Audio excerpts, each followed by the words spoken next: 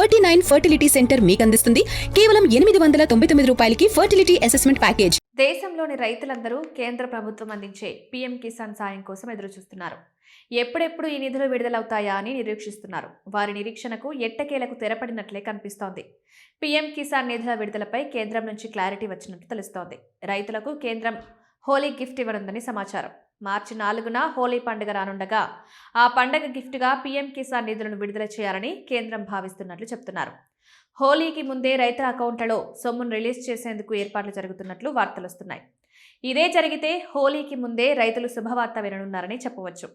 మార్చి తొలి వారంలో హోలీ పండుగ ఉండడంతో ఫిబ్రవరి చివరి వారంలో డబ్బులను కేంద్రం విడుదల చేయనుందని చెప్తున్నారు. అంటే ఫిబ్రవరి 24 తర్వాత ఏ రోజైనా జమ చేయొచ్చని కేంద్ర ప్రభుత్వ అధికారుల నుంచి సమాచారం అందుతోంది. ప్రభుత్వం నుంచి దీనిపై అధికారిక ప్రకటన రానప్పటికీ మునుపటి వాయిదాల చెల్లింపులు పండుగ సమయాన్ని పరిగణలోకి తీసుకుంటే ప్రభుత్వ సకాలంలో నగదు బదిలీ చేయనుందని తెలుస్తోంది. హోలీ పండుగ ఆనందాన్ని రెట్టింపు చేసేందుకు ప్రభుత్వం అడుగులు వేస్తున్నట్లు సమాచారం. ఇప్పటి వరకు ఈ పథకం ద్వారా 21వ విడత నగదులు అందించారు.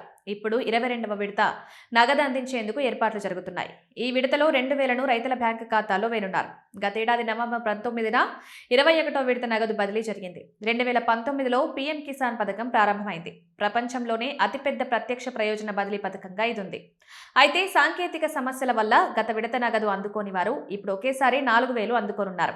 తప్పులను సరిచేసుకున్న వారికి ఇవి అకౌంట్లో పడతాయి.